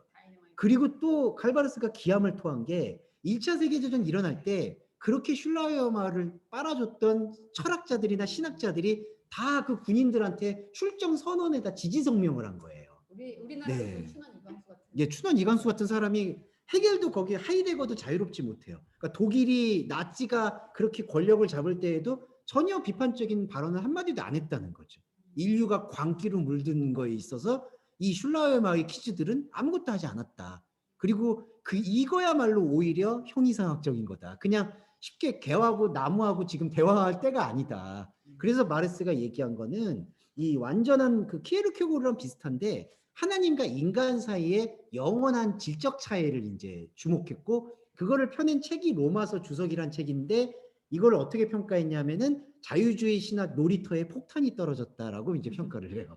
왜냐하면 그때 당시에 항상 인류는 이제 낭만적으로 화합을 할 것이고 인간의 종교적 감정은 높이 상승할 거다라고 믿었는데 상승이 아니라 처절한 파괴를 경험할 수밖에 없는 게 기독교 신앙의 본질이 돼야 된다라고 주장했던 거죠. 네. 참 아이러니하죠. 독일이 어떤 면에서는 기독교 신학 이 새로운 어떤 흐름의 네. 그 정점을 찍은 네. 도시였는데 네. 거기에서 가장 네. 잔악한 어떤 네. 또 세계 전쟁이라는 네. 그리고 정말 기이한 정말 무섭죠. 인물이 예. 우상화가 되는. 예. 그러니까 왜냐하면 세계대전의 촉발이 사실 독일일 수밖에 없는 부분이 있잖아요. 그러니까 너무 아이러니한 거죠. 정말 신학적으로 하나님을 그렇게 진화적으로 섬겼는데 높이 또 반대편에서는 그런 학살극이 벌어졌으니까 유대인을 그만큼 죽이고. 그러니까 바르트가 이 간격은 인간이 하나님을 향해 올라가려는 바벨탑의 종국을 보여주는 거다라고 보면서 완전히 다르게 읽어야 된다라고 하면서 바르트가 그 로마서 주석과 교회 구역을 쓰는데 이 완전히 다르게 읽는 것 안에서 어떻게 변화가 있냐 하면은 바르트의 좀 천재성이 여기서 나오는데 첫 번째는 계시된 말씀이다. 이게 예수 그리스도를 얘기하고 두 번째는 쓰여진 말씀이다. 여기서 이제 이른바 예전의 정통주의하고는 차이가 나요. 쓰여진 말씀은 성경은 우리가 믿어야 되되 비판적으로 믿어야 된다. 그러니까 성경에 쓰인 말들을 그냥 뭔가 맹목적으로 믿을 수 있는 것들은 아니다. 그러니까 맹목적인 믿음이라는 게 이런 거예요. 아까 산 그거 있잖아요. 산을 들어서 그걸 의미를 믿어야지 그걸 하나님이 다 모든 걸 할 수 있다라는 그러한 단순하고 순진한 어떤 맹신으로 그걸 받아들이면 귀신을 쫓아내는 과정들도 그렇고 그러니까 그런 것들을 이제는 해석을 하면서 봐야 된다라는 게 바르트의 주장이었고 이것 때문에 한국교회나 한국신학교에서도 바르트가 이단이라는 소리를 듣는 경우가 있는 거예요. 그렇죠. 근데 네. 지금은 뭐 거의 신정통주의라 그래서 이단들 중에는 그래도 네. 괜찮은 그러니까 사람. 아니 이게 말이 안 되는 예. 그래서 이 바르트는 그 루터나 칼빈의 정신을 비판적으로 계승한 수용한 거죠. 가장 중요한 이제 신학자라고 인정을 받고요. 예, 그리스도 중심적 신학은 뭐 나중에 있는데 그 한 네. 가지 얘기하면 아까 네. 이제 폭탄을 던졌다 네. 그랬잖아요. 네. 그동안 가지고 온. 네. 근데 이제 폭탄을 던졌다 그랬을 때 이게 완전히 산산조각이 나면서 근데 이제 중요한 거는 인간의 속성이라는 게 해서 폭탄이 났다. 네. 그럼 확 깨졌어요. 그럼 여기서 네. 이제 막 상처받은 것들이 네. 다 이렇게 튀었잖아요. 음. 근데 그 상처받은 것들이 또 이게 유전이 돼요. 그러니까 한번 와르르 무너졌다고 해서 이게 깨지고 다시 진짜가 등장하느냐 그게 아니라 근데 이제 우리의 기능이 인간이란 속성이 이렇구나라는 걸 좀 생각할 필요가 있는 건 폭탄이 쳐지고 거기서 좀 변이가 생겼어.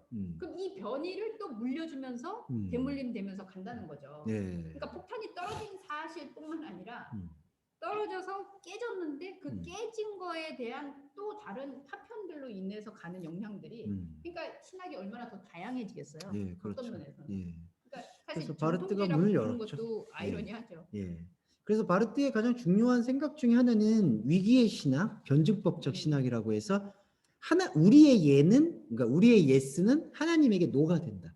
그러니까 이 모순과 대립을 겸허한 마음으로 받아들이는 그런 어떤 태도가 필요하다. 참 온건적이에요, 사람이. 네. 그랬는데 이제 바르트가 이 브룬노라는 또 이 사람하고 시대에 마치 계속 부딪혔어요. 아사다마오하고 김연아 같은. 네, 브룬노는 이제 스위스 학파를 대표하는 사람인데 이 브룬노는 그 자연 계시에 대한 중요성을 말해요. 근데 바르트는 자연 계시조차도 그거는 하나님의 계시와 동일시하기가 어렵다. 이런 부분 때문에 계속 논쟁이 있었던 건 사실이고요. 브루노 퀴즈하고 네. 이 바르트 퀴즈들이 아직도 그런. 예, 지금도 자연과 은총이라는 책과 그리고 계시와 실존이라는 이게 바르트는 계시와 실존이라는 책, 브룬노는 자연과 은총이라는 책. 이걸로 계속 논쟁이 있어요. 그래서 그래서 지금도 논쟁이 하나님은 그럼 이 땅에 개입을 하시는 거냐 안 하는 거냐 이런 논쟁이 지금도 있는 거죠. 예. 우리 안에서도 사실 그게 맨날 있잖아요. 하나님은 그럼 현실을 안 해준단 말이냐? 네. 그러면 하나님이 현실에 있는 하나님이냐? 네. 이런. 그리고 이제 바르트주의자들이 좀 비판하는 건 그럼 맨날 아니면은 뭐 어떡하라는 거냐 대안도 없이 뭐 이런 쪽이고 근데 바르트는 그걸 겸허히 인정하는 출발점에서부터 윤리는 시작을 한다라는 주장이고 이제 그런 어떤 관계가 바르트 쪽입니까?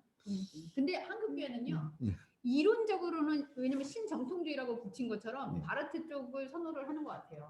근데 신앙의 모습은 아니 근본주의예요. 근본주의. 다음 주에 저희가 근본주의를 배울 텐데 이 근본주의가 얼마나 좋아 보이면서도 얼마나 이 신앙을 황폐하게 만드는지를 한번 확인해 볼 필요는 있는 것 같아요. 자, 이 정도가 오늘 현대 신학의 큰 흐름을 공부하셨습니다. 네. 이 다음은 주원규 신학으로 가는 거 아닙니까? 아닙니다. 전혀. 제 깨알 자랑은 아니지만 오늘 배우셨던 게 한 학기 주제라고 보시면 돼요. 현대 신학 세미나 1 이렇게 하시면 돼요. 뭐 제 역량을 좀 과시했습니다. 한국적 신학으로 들어오면 이제 민중 신학, 그 다음에 제3세기 신학 이렇게 해서 각 이런 것들이 퍼져가서 각 상황과 그리고 자기들의 나라로 들어갔을 때 사는 환경이 다 다르니까요. 사실은 아프리카하고 한국이 똑같을 수 없지 않습니까? 그런데 거기에서도 사실은 인간의 본질적인 고민과 아픔과 그리고 상처 이런 것들은 근원적으로는 유사성이 있는 거죠. 상황은 달라도. 근데 참 현대 신학의 가장 큰 전 장점은 신에 대한 관심에서 인간에 대한 관심으로 왔다는 거는 저는 오히려 그게 인본주의가 아니라 저는 그게 참 따뜻하고 감사한 면이라고 생각이 들어요. 그렇죠. 왜냐하면 우리 그게 안에서 열렸다는 게 바로 기독이라는 그리스도라는 건데요. 왜냐하면 신은 신이고 인간은 인간이고 이랬던 관계에서 사실은 신이 우리와 관계를 맺고 같이 함께 있는 존재다라는 이게 뭐 인본주의라고도 할 수 있겠죠. 막 언어상으로는. 하지만 그 통로가 더 활짝 열렸다라는 측면에서는 현대 신학은 지금도 계속 되어야 되는 현재 진행형이 돼야 되고 말씀이나 해석의 문이 열리는데 큰 기여를 했다. 그렇지 않으면은 저는 이 근본주의의 늪에서 벗어나기 어려울 수 있다라는 생각을 하게 돼요. 그렇죠. 그래서 근본주의가 가지고 있는 부분들을 계속 우리로 하여금 질문하게 하고 흔들고 그렇게 하는 부분이 뭐 그런 의미에서 우리는 지금 현대 신앙인으로서 신학적인 사고들을 계속 해야 되는 거죠. 왜냐하면 한국의 민중신학, 아프리카 신학 뭐 이렇게 있듯이 주희연 신학, 주원규 신학, 김남희 신학 이렇게 이진희 신학. 그렇죠. 왜냐면 지금 믿음의 신학 너무 좋은 거야. 하는 일도 다르고 감성들도 다 다르잖아요. 그러니까 내 안에서 나라는 게 사실은 하나님 나라의 개념이라고 생각한다면 내 나라에서 하나님과의 네. 관계성을 네. 계속해서 네. 고민하고 맞아요. 풀어가야 되는 게 그게 신학이에요. 그리고 더 중요한 거는 신앙과 신학이 이렇게 분리돼서는 안 된다고 그렇죠. 생각해요.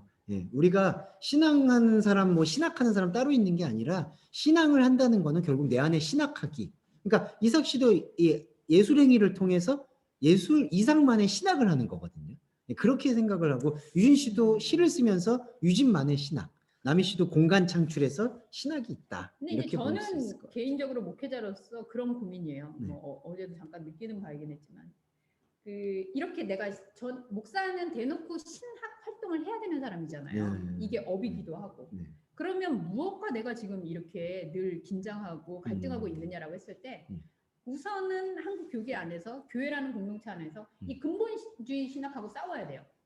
아무리 내가 설교를 그렇게 해도 결국은 근본주의로 돌아가 버리는 거예요. 왜냐하면 이 근본주의의 뿌리는 인간의 가장 근본적인 욕망이에요. 네. 그래서 모르겠고요. 어쨌든 하나님 그냥 해주시고 절대자. 이렇게 가는 네. 그거하고 싸우든지 네. 아니면 또 인간 자체 인본주의라고 할 수 있는 또 선을 넘어서 그렇게 되면 하나님 없는 거 아닙니까? 하는 이런 세계까지도 싸우고 그러니까 목사는 결국은 이렇게 늘 움직이고 있는 그리고 돌아가려고 하는 이 탄성과 같은 데서 안 넘어지고 중심을 잡고 있는 거구나 이런 생각을 하게 돼요. 네.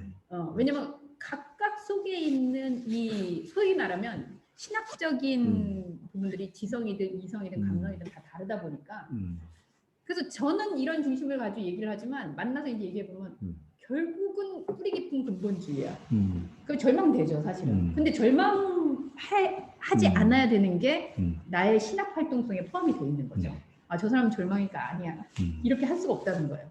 그러니까 신앙과 신학이라는 그 정점에 사실 그래서 어제도 제가 보면서 내가 왜 설교를 하고 있지? 막 이런 생각이 드는데 사실 그 설교는 나를 향한 설교구나 라는 생각이 들고 그러니까 이 신학자들의 오늘 얘기한 부분들은 그 이름과 그 인물로서 우리가 이렇게 기억하고 있지만 이 사람들도 동일하게 그 당시에 만연하고 있던 것들 하나님이 아닌데 하나님이라고 주장하고 있는 것들하고 끊임없이 싸우면서 질문을 던진 그런 치열함이 필요한 거죠. 신학자들로서 네. 의미들이 있고요. 네. 그리고 우리 역시 이런 영향으로 사실 뭐 우리가 공부할 때는 2단이다, 3단이다 뭐 얘기를 했지만 지금 한국교회 여러분들 이 얘기가 별로 새롭지 않잖아요.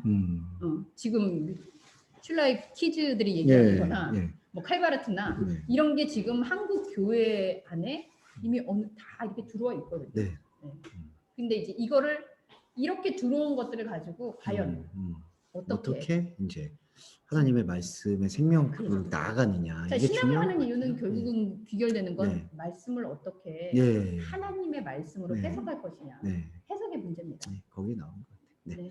자, 그럼 뭐 우리 줌에 계신 아까 진영 전사님은 이제 업무가 있으셔서 나가셨고 인선 씨 말씀하실 수 있으면 좀. 인선이 나갔어.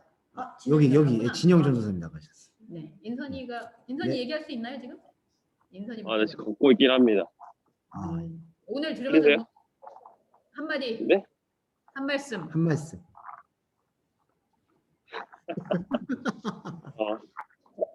코멘트.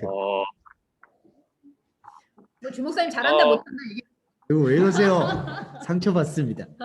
절대 의존 감정을 훼손하시면 안 돼요. 뭐 어떻게 보면 좀 퍼스널한 거긴 한데, 네, 아까 말씀하셨듯이 뭐 이삭이는 작품 속에서 또 유준나는 또 시 속에서 저는 또 음악을 하는 사람이니까 자기의 상황과 현장 속에서 그러니까 제가 올해 가지고 있는 큰 화두가 네트워크이거든요. 네트워크.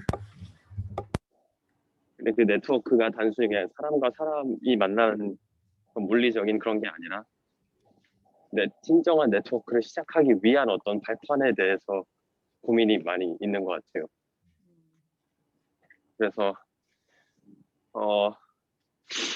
그 노래를 하나 요즘 구상하고 있는 게 제목이 1, 2, 1인데 나로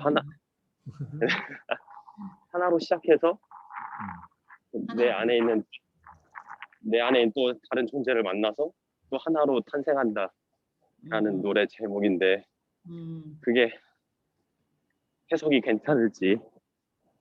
그럼요. 해석이야 뭐 자기 안에 있는 거고 충분히 가능하죠. 좋네요. 원투원.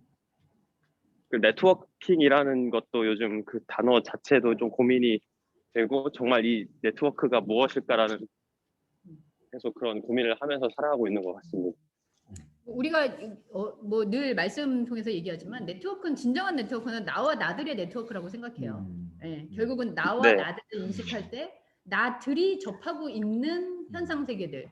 그럼 결국은 어떻게 될까요? 아까 지금 원투원이라고 얘기한 것처럼 그 원 하나 내 안에 있는 그 하나님의 속성인 영적 자아에 집중하게 되면 결국은 그게 네트워크의 중심이 되고 그 중심을 통해서 계속해서 그 나들이 접하고 있는 모든 세계가 여기에서 해석될 수 있는 거죠. 그래서 저는 지금 잘 방향을 잡고 나가고 있다고 생각하고요. 네.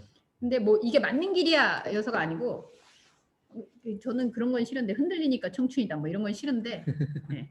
계속해서 질문하고 있으니까 살아있는 거다라는 말은 해야 될 것 같아요. 네. 그래서 그게 멈춰지면 사실은 더 이상 질문이 없다라는 거는 고민이 없고 사실 흔들지 않고 있다는 건데 그렇게 되면 이제 그거 자체가 근본주의가 되겠죠. 좋습니다. 땡큐. 자 우리 그러면 미술학도인 이삭이가 이름들은 다 써놔가지고 좀 네. 배워야 될 것 같은데 너무 이제 이름을 어떻게 해요? 나는 이름을 못해요. 주목사님 그걸 정말 잘해. 이름을 잘 외워가지고 아는 척하기 되게 좋아. 예. 아 누구 네, 막 다 이렇게 알아요. 이름을 막 썰을 푸는 거야. 누가 썰 푸는 거 어쩌고 잘해요. 근데 이제 전 그냥 봤을 때 그렇게 많은 해석들이 나왔다는 게 그만큼 또 한 명 한 명이 그만큼 관심을 갖고 있는 거를 관심이 깊은.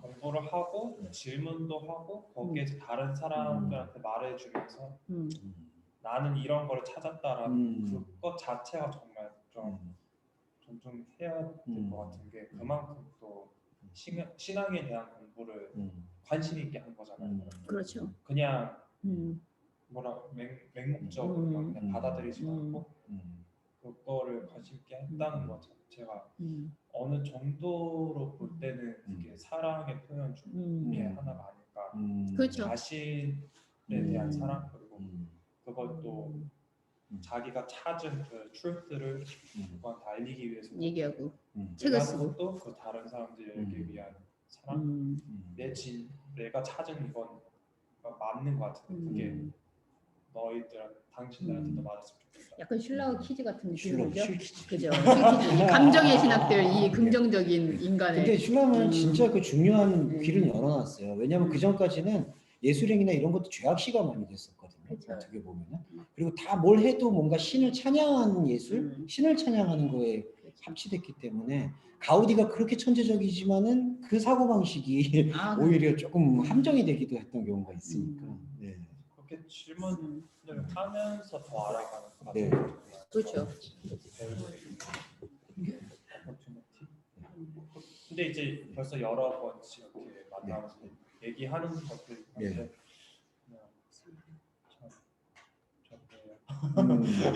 계속 이렇게 디스커션 할 수 있는 그 장을 만들어 주는 게 필요할 것 같아서.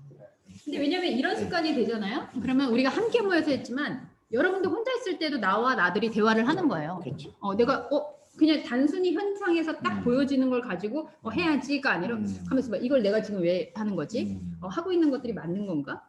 그리고 이런 방향들은 지금 다른 세계에 봤을 때 나는 어떻게 하는 거지? 이런 생각들을 안 하는 거죠. 우리가 이걸 얼마나 생각을 안 하면서 사는지는 우리나라 정치를 보면 알아요. 네. 진짜 이거냐 저거냐. 그리고 무조건 이 사람이 잘못해? 그럼 이 사람 치고 이 사람 뽑았어? 이 사람 옛날에 그렇게 했던 사람이야. 전혀 그런 생각의 비판들이 없이 그냥 보여지는 대로 얘는 마치 두저지 잡게 하는 것 같죠. 근데 우리 안에서도 혹시 그런 성향으로 살고 있지 않나? 신앙에 대해서도 그렇고 어떤 일을 보면서 이거 저기야 김남희 지난번에 나한테 돈 빌려가고 안 줬지 땡. 그런데 했는데 이삭이가 또 그래? 근데 남이가 나한테 또 왔어? 그럼 이삭이가 더 나쁜 것 때문에 얘를 또 그럼 오케이 이렇게 되는. 그러니까 너무 종합적으로 스스로 뭔가를 생각하고 질문하고 하는 훈련이 돼 있지 않으니까 현상에 나타나는 진짜 두더지 잡기 하고 있는 거예요. 하나님에 대해서도 그렇죠. 그래서 내가 원하는 게 들어졌어. 오케이 하나님 땡큐. 그러다가 원하는 게 안 됐어. 하나님 왜 날 버리시나. 또 이렇게 됐다가 그러다가 또 들어주시면 하나님 또 오셨네. 하나님 맨날 있다 없다 그러는 거야. 두더지처럼. 이게 되게 웃기는 예화지만 아주 일상이에요. 예. 격하게 그런 동감하시죠? 의미에서 또 다른 예술가 우리 남희 선생님. 아키텍처가. 네. 한국의 인테리어의 그 최고봉에 계신. 저요 뭐. 저는 뭐 최고봉 아니죠. 자신 안의 세계에서는 그렇죠. 저는 찾아가고 있어요. 네. 저는 어쨌든 네. 역사, 철학의 지금 히스토리들이잖아요. 네. 그중에 그 맞아요. 신학들이 어쨌든 베이스로 철학들이 이루어지고 네. 역사 플러스 어떻게 네. 아트 이렇게 되는데 융도 그렇고 정말 잘못된 선택이나 결과론적으로 잘못된 결과를 내면 하나님은 없다. 네. 뭐 세상 만물이 다 신이고 뭐 이렇게 네. 되는 이런 결론이 날 수 있는 네. 것도 신기했지만 더더욱 기대되는 건 저희도 가는 과정일 거 아니에요. 그렇죠. 우리도. 미래는 어떤지 참 궁금하고 제가 여태까지 지금 어렸을 때부터 보고 배웠던 성경 해석과 지금 현실이 지금 다른데 저들도 지금 이런 성경 해석을 들으면 굉장히 놀랄 거 아니에요. 아무리 철학자여도. 그렇지. 역사가 그러죠. 붙어 해체되고 붙고 뭐 이러는 거. 그 미래는 어떤지가 굉장히 기대가 되고 그런 면에서 좀 긍정적인 면도 있는 거죠. 되게 저 바르트의 저 사상이 실제로 지금 현재도 그걸 저렇게 배우고 자라나고 있고 그렇죠. 그렇잖아요. 그래서 그러나 한 가지는 변하지 않는 거는 변하지 않는 거에 할렐루야라는 맞아. 불변 가치 같은 거. 그죠. 그런 것도 좀 너무 다행이다. 내가 정말 잘못된 걸 배웠으면 큰일 날 뻔했다. 막 이런. 맞아요. 그러니까 오히려 이런 신학자들이 우리가 본질적으로 알고 있는 세계를 흐트러내는 게 아니고 네. 그거를 더 선명하게 하기 위해서 이 주변 것들을 이렇게 털어내는 거죠. 예, 그런 과정으로서 굉장히 의미가 있다는 생각이 들어요. 그리고 우리 나는 이름부터가 다 어려워가지고. 그러니까 이름 신경 쓰지 마세요. 그냥 오늘 A, B, C, D를 배웠다. 그냥 이렇게 하세요. A 뭐 이러면서. 지금 여러 이제 해석들을 보면서 네. 비판적 해석을 잘못하면은 결국은 비난이 되고 받아들이는 나로서는 비관적이 되고 있어요. 지금 뭐맨 처음에 얘기했던 뭐 슐라이요? 슐라이 에르마흐의 예, 슐라이 에르마흐. 그 사람 말했듯이 정말 나는 감정으로 내 안에 계신 하나님이 확실히 계시고 그래서 그 감정으로 이제 이렇게 체험하려는 그런 게 보이는데 그 리출이 얘기한 거는 얘기한 거가 저한테는 요즘 그렇게 살고 있고 그렇죠. 윤리적인 어떤 실천. 윤리적이고 맞죠. 또 양심에 네. 거의 양심을 무시하고 살았잖아요. 그렇죠. 그렇죠. 감정만 보다가. 그렇죠. 그런 거에서 좀 깨달은 양심의 회복도 리추얼 신학이라고 하거든요. 그 신학이 기여한 부분은 분명히 있어요. 이렇게 항상 하늘만 바라보던 신앙인에게 이 땅에서의 아픔이나 그런 거에 대해서 또 설명하고 하는 것들도 있으니까 그런 것도 대화가 좀 필요한 것 같아요. 근데 그러면서 아까 그 키에르케고르나 바르트가 얘기하고 있는 그 계시라는 하나님 말씀의 중요성, 그러니까 그런 어떤 긴장감. 그래서 위드 센터도 그런 긴장감 속에서 상대방들을 품어주고 이웃을 안아줄 수 있는 그런 틀거리가 좀 됐으면 하는 마음이 있는 거죠, 저희는. 네. 그리고 마지막으로 이 절대 의존 감정하면 우리 이순자매님. 네. 슐라마가 그만큼 시를 되게 좋아했었거든요. 네. 되게 미술적인 사람이라서. 꼭 그렇게 꼭 동시하는 건 아닌데 부담을 자꾸 슐로 몰고 가는 자기. 실키즈? 실키. 이름이 일단 어려워. 그냥 실. 근데 제가 되게 안 비판적인 사람이라고 생각을 조금 하는 편인데 그 여러 신학자 얘기를 줄 때마다 그치 이럴 수 있지. 그죠. 비판적인 거죠. 종합적 비판적인 거죠. 이럴 수 있지.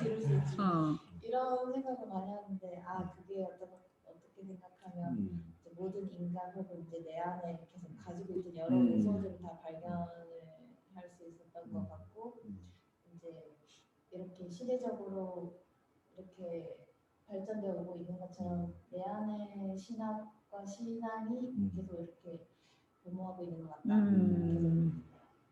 계속 질문해야 될 것 같다라는 생각을 하고 제가 되게 이거랑 연결되는지는 모르겠는데 저는 되게 이 세상을 살고 싶지 않다라는 왜 살아야 될까 이렇게 힘들게 살아야 될까라는 생각을 하는데 오늘 그냥 연결된 생각인지 모르겠는데 지금 살고 있는 시대적인 상황이나 여러 환경적인 요소가 되게 감사하다라는 생각이 들었어요. 그래야지 내가 질문을 하게 되고 내가 미처 보지 못했던 내 안에 그런 여러 본성이라던가 이런 것들 발견하면서 그게 발견이 돼야지 다시 볼 수 있는 세계가 이렇게 주어진다는 게 되게 저는 칼바르트적인데 그거는 또 그러니까. 세계대전을 보면서 또 이 성찰을 되게 희망적으로 좀 느껴지는 것 같아서 그거를 꼭 시가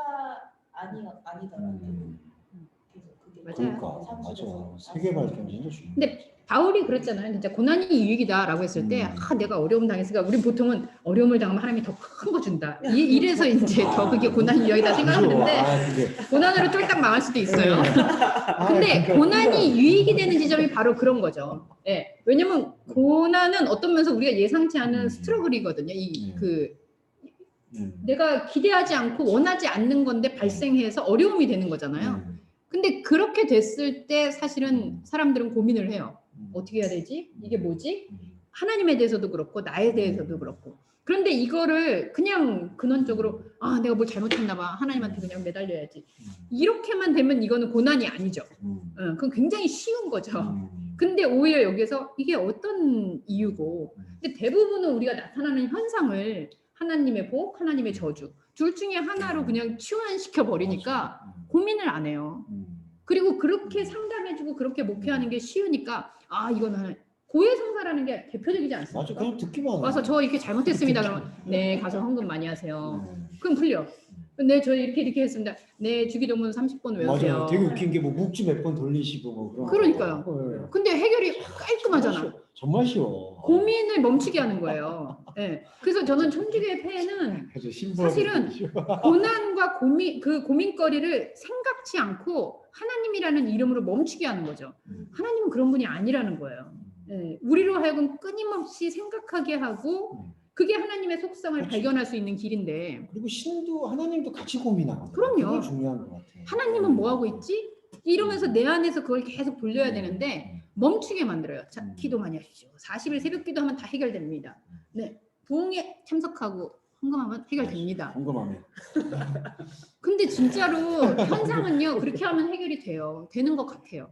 되는 것 같아 보여. 되는 것 같이 일이 그렇게 돼요. 왜냐면 사람은 일을 도모하거든요. 그럼 일이 그렇게 돼요. 그러니까 인간이 살아가고 있겠죠. 근데 이거를 하나님으로 싹 해가지고 고민하는 지점을 계속 잘라내는 거를 축복이라고 생각하는 순간 정말 문의 인간이 되는 거죠. 진짜 매 없어져요. 우속 신앙이 돼요. 예, 진짜 교회가 무당돼요. 잘못하면. 그래서 아무 생각 없이 가니까. 우리가 지금 이런 이야기들을 하고 뭐 저희가 정말 쓸데없이 계속 이렇게 고민거리를 던져주지 않습니까? 그리고 나 자신을 의심하게 만들고. 슐의 퀴즈들 알 필요도 없으신데 그래도 아셔서. 주의 퀴즈들 이러면서. 아까 슐 퀴즈들도 근데 다 그 귀담아 들을 부분들이 있어요. 그 아까 스트라우스의 예수전 같은 것도 한번 귀담아 들으실 필요가 있고 트릴치도 왜 종교다운지를 얘기했는지 그 맥락도 이해해 보시는 거. 저는 진짜 궁금했었어요. 그 예수전이라는 게 뭐 있는 건 몰랐지만 진짜 성경 안에서 꾸민 말은 뭐고 그렇죠. 실은 뭔지 되게 사실 되게 그런 것들에 대한 인식도 좀 필요해요. 진짜 아까 후대 제자들이 느낀 그런 게 분명히 존재하거든요. 그렇죠. 뭐 사실 우리가 춘향전이다 그랬을 때 춘향전을 막 낭만적으로 생각하지 않잖아요. 그 당시에 여성들의 삶이라는 게 뭔지. 그렇죠. 뭐 홍길동전이다. 그럼 홍길동이 왜 그렇게 도적질을 하면서도 의인이 됐는지. 춘향전 정말 최악인 게 관료가 수청을 들라고 하잖아요. 그죠. 이게 말이 아니 근데 지금하고 뭐가 다르죠? 아니 김 뭐뭐 땡땡 사건하고 뭐가 다릅니까? 말이 안 돼. 국민세금 받아먹어서 그럼요. 그런 짓을 하니까. 근데 우리가 그거를 그냥 전래동화야라고 아는 순간 얼마나 낭만적입니까? 그럼 아이들은 춘향이는 예뻤어. 이몽룡과 아름다운 18세의 낭랑 18세의 사랑. 아니잖아요. 근데 성경을 마치 그렇게 낭만적으로 네, 맞아요. 하나님이 이처럼 이몽룡이 사랑하사. 얼마나 무책임해. 그럼요. 어디 도망갔다가. 나쁜 놈이죠. 남자들의 속성 아닙니까? 아이고 그 너무 일반화하시지 일반화입니다. 않으시죠? 그래서 이렇게 사실은 텍스트라는 것들이 우리로 하여금 그 시대를 생각하게 하고 고민하게 하고 나의 궁극적으로는 내 자아 안에서 네. 나는 그렇다면 정의가 뭔가 네. 이런 부분들을 생각하게 하는 게 인간답게 하는 거라고 생각한다면 사실 이런 활동을 멈추지 말아야 된다. 그리고 교회는 사실은 그것을 자발적으로 하기에 가장 좋은 공동체다. 그런 의미에서 교회는 지속돼야 된다고 저는 생각합니다. 예, 교회 건물이 지속되는 게 아니고 이런 만남과 이런 고민들과가 지속되지 않으면 물어봐야죠. 이거 교회 맞나? 예.